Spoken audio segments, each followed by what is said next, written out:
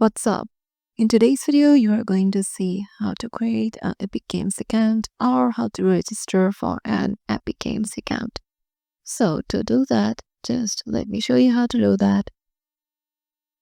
So if you want to just create a Epic Games account, visit to this website called www.epicgames.com and go to their ID option and go to register and then choose how you would like to sign up. Input an email that you currently have access to, and this email address will be tied to your new Epic Games account once created.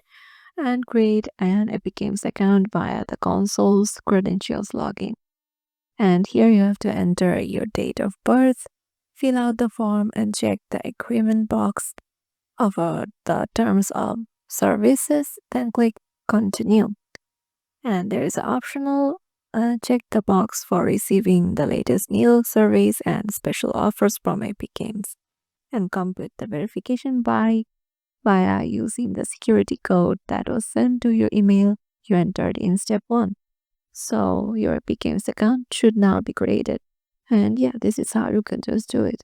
Hope this video will help you out, and make sure to give our channel a subscribe and thumbs up to this video, and we'll see you in the next video.